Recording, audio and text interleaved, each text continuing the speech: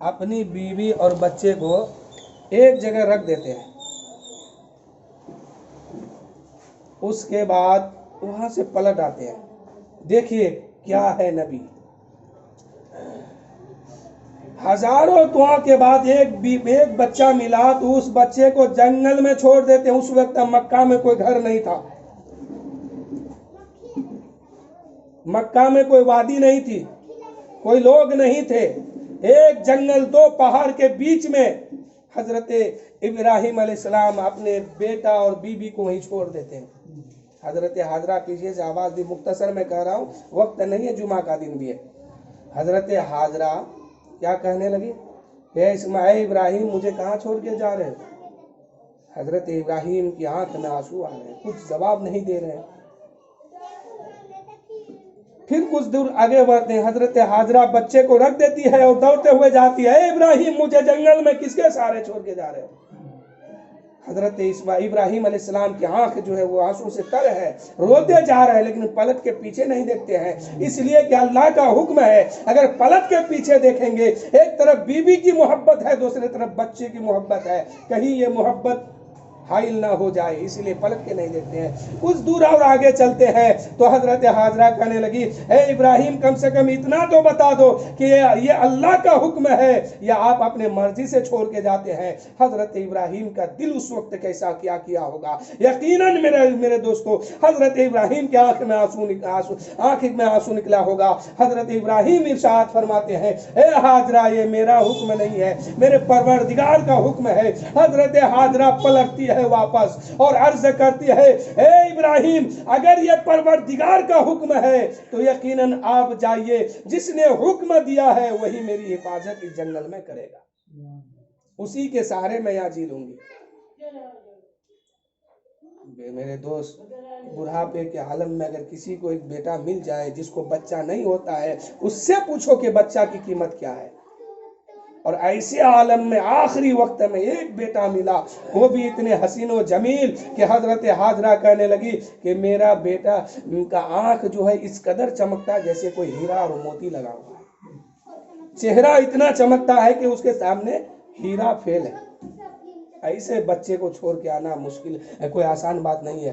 جب یہی حضرت اسماعیل حضرت ابراہیم کچھ دور آگے بڑھے تو کہنے لگے، مولا، میں اپنے بچے اور بیوی کو اس تیرے حکم کے مطابق اس جنگل میں چھوڑ کے جا رہا ہوں، مولا تو لوگوں کے دل کو اس کے طرف مائل کر دے اور لوگوں کو یہاں پر اتنے آباد کر دے جیسے شام کو چڑیا اپنے گھونسلے میں آتی ہے، اسی طریقے سے لوگوں کو یہاں آباد کر، اور مولا یہاں پر پھل عطا فرما۔ حضرت ابراہیم کی وہ دعا اور معجزہ آج بھی باقی ہے۔ حضرت ابراہیم نے کہا تھا، مولا یہاں پر لوگوں کو اس طرح ظاہر کر دے جس طرح چڑیا شام کو گھونسلے میں جھنڈ بن کے جاتی ہے۔ آج بھی جا کے دیکھے حاجی لوگ ایک قافلہ بنا کر کے، جھنڈ بنا کر کے، ایک جماعت بنا کر کے اسی گھر کے طرف جاتے ہیں جہاں پر حضرت حاجرہ کو رکھا گیا تھا، وہیں پہ خانہ کعبہ آج ہے۔ پھر حضرت ابراہیم نے کہا تھا، مولا یہاں پر ہر طرح کا پھل دے میرے بیوی اور بچے کو کھانے کے لیے۔ تو آج دنیا میں جتنی پھل ہے، ہر پھل مکہ اور مدینہ میں موجود ہے۔ وہاں موسم نہیں دیکھا جاتا کون سا موسم ہے، ہر موسم کا پھل 24 گھنٹہ وہاں موجود ہے۔ یہ حضرت ابراہیم کی دعا ہے۔ اور دوسری دعا یہ کہ لوگوں کو اللہ نے اس طرح ادھر جھکا دیا کہ لوگ قافلہ بن کے، کیونکہ حضرت ابراہیم نے کہا تھا کہ جیسے چڑیا گھونسلے میں جاتی ہے شام کو جھنڈ بنا کر کے، ایسے ہی لوگوں کو یہاں آنا نصیب فرما دے۔ تو آج تمام حاجی جو ہے حج کرنے جاتے ہیں تو جھنڈ بنا کے جاتے ہیں۔ اس کے بعد جب 8-10 سال گزرتا ہے تو حکم ملتا ہے، ابراہیم اپنے بیٹے کو قربان کر دو میرے راہ میں۔ اللہ اکبر۔ آج اگر کسی حاجی سے کہہ دیا جائے تم اپنے بیٹوں میں سے ایک بیٹا لو اور جا کے منی کے میدان میں قربان کرو، چھری گلے پہ رکھ کے چلا دو، تمہاری حج مکمل ہو جائے گی، تو پوری دنیا میں کوئی حج کرنے نہیں جائے گا۔ وہ تو ابراہیم علیہ السلام کی محبت اللہ سے تھی کہ ابراہیم اللہ کی محبت میں ایک لوتا بیٹا بڑھاپے میں ملا، اس بیٹے کے گردن پہ چھری چلانے جا رہے ہیں۔ اللہ نے حکم دیا ابراہیم میرے راہ پر اپنے بیٹے کو قربان کر دو۔ حضرت ابراہیم علیہ السلام اپنے بیٹے کو لیتے ہیں، کہتے چل بیٹا داؤد میں دوست کے یہاں جانا ہے، اور حقیقت میں اللہ نے فرمایا کہ خلیل میرا دوست ہے، اب دوست کے یہاں جا رہے ہیں۔ اب حضرت حاجرہ سے کہا گیا تو حضرت حاجرہ ایک نیا کپڑا پہناتے ہیں، آنکھ میں سرما لگاتے، تیل لگاتے، خوشبو میں حضرت اسماعیل کو بساتے ہیں، اس کے بعد رخصت کرتے ہیں۔ اب جاتے ہیں باپ بیٹا دعوت میں۔ قرآن میں آیا ساتجدنی انشاءاللہ من الصابرین، ایسی ہی کوئی آیت ہے، ابھی میرے ذہن میں نہیں ہے۔ مینا کے وادی میں جب پہنچے تو حضرت ابراہیم نے فرمایا اے بیٹا میں تجھے ذبح کرنا چاہتا ہوں۔ یہ جملہ نہیں تھا، جملہ یہ تھا اے میرے بیٹا، اے میرے بیٹے، یعنی خاص بیٹا ہے، میں تمہیں اللہ کے راہ میں ذبح کرنے لے آیا ہوں، تمہارا کیا حکم ہے؟ تو حضرت ابراہیم کا بیٹا بھی کوئی چھوٹے موٹے نہیں تھے، وہ بھی نبی تھے۔ وہ کہتے ہیں کہ اے میرے باپ، ذبح کی کیا بات ہے، جو آپ کو حکم ملے اور جو جی چاہے آپ کا کرنے کا کر لیجیے۔ اللہ اکبر۔ آج اگر کسی بیٹے کو کہا دیا جائے کہ میں تمہیں ذبح کروں گا تو وہ بیٹا بھاگ جائے گا، لیکن وہ بھی بیٹا تھا کہ جب باپ کے زبان سے سنتا ہے کہ میں تمہیں ذبح کر رہا ہوں تو باپ کا جملہ تھا کہ اے میرے بیٹے، تو بیٹے کا بھی جملہ اس سے بڑھ گیا کہ اے میرے باپ، جو جی چاہے کر لے، میں تیار ہوں۔ حضرت ابراہیم کا ہاتھ، حضرت اسماعیل کا ہاتھ پیر باندھ دیا گیا اور زمین پر لٹایا گیا، چھری چلا رہے، گلا نہیں کرتی ہے۔ حضرت ابراہیم سے حضرت اسماعیل کہتے ہیں اے میرے باپ رک رک رک۔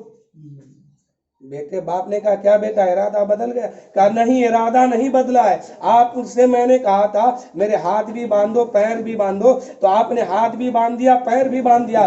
اگر میں اس طریقے سے قربان ہو گیا تو کل مورخ کتاب میں لکھیں گے کہ ابراہیم اسماعیل کو جو قربان کیے تھے، اسماعیل خود سے قربان ہونا نہیں چاہتے تھے، ابراہیم زبردستی کر کے ان کے ہاتھ اور پیر کو باندھ کے اس کے گلے میں چھری چلایا ہے۔ اس لیے میرے باپ، کل کے مورخ کو لکھنے سے پہلے میرا ہاتھ بھی کھول دو پیر بھی کھول دو، تاکہ کل کا مورخ کتاب لکھے تو اس کتاب پر یہ بات بھی ہو کہ ابراہیم اپنے بیٹے اسماعیل کو اپنے مرضی سے نہیں بلکہ اسماعیل کے مرضی سے ذبح کیا ہے۔ اے میرے باپ، میں ذبح ہونے کے لیے تیار ہوں، کل کا مورخ کتاب میں لکھے کہ اسماعیل ذبح ہوا تھا اپنے مرضی سے۔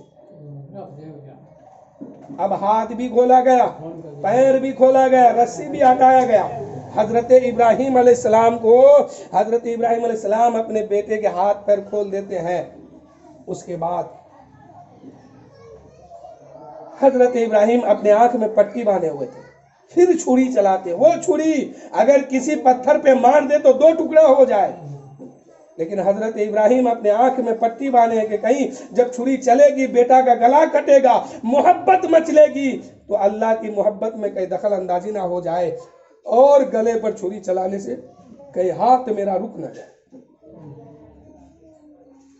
اس لیے حضرت ابراہیم علیہ السلام اپنے آنکھ میں پٹی باندھ لیے تھے، لیکن جب اس چھری کو گلے پہ چلاتے ہیں تو چل نہیں رہا ہے۔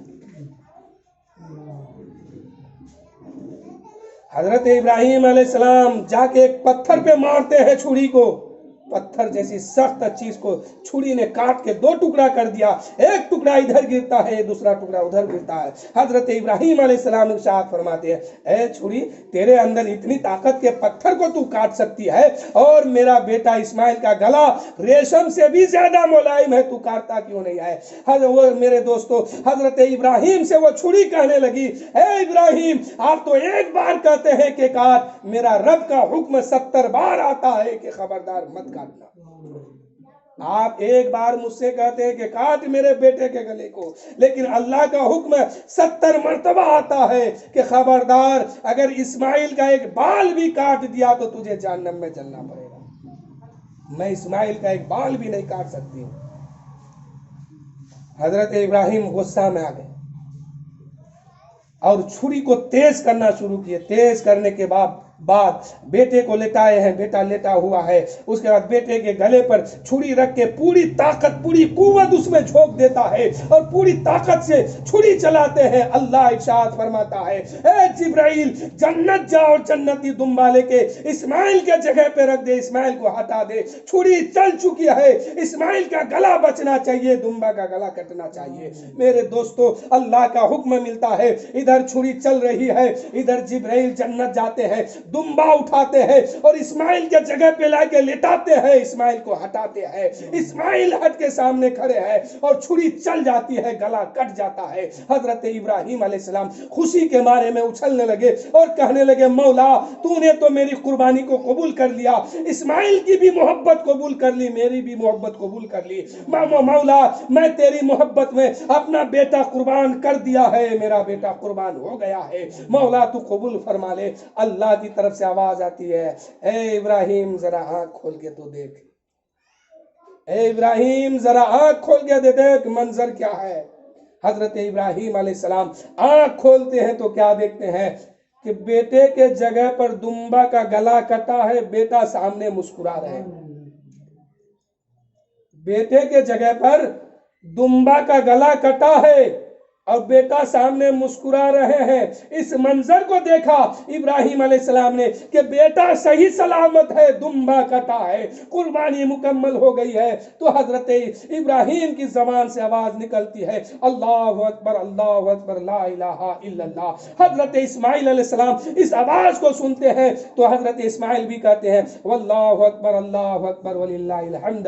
حضرت جبرائیل اس آواز کو سنتے ہیں کیونکہ جبرائیل بھی وہیں کھڑے تھے، دمبا لانے والے وہی شخص حضرت جبرائیل ہے۔ حضرت جبرائیل سنے تو کہنے لگے وَلِلَّهِ الْحَمْدُ اللہ اکبر، یعنی یہ تینوں حضرات مل کے اس کلمہ کو پڑھے ہیں جو آج ہم قربانی کرتے ہیں تو پڑھتے ہیں، یا نماز عید بقر عید کی نماز پڑھتے ہیں تو پڑھتے ہیں، یا نم ذی الحجہ سے پڑھنا شروع کرتے ہیں اللہ اکبر لا الہ الا اللہ واللہ اکبر وللہ الحمد۔ حضرت ابراہیم علیہ السلام جب دیکھے کہ میرا بیٹا زندہ ہے، خوشی کے مارے میں کہتے ہیں اللہ اکبر۔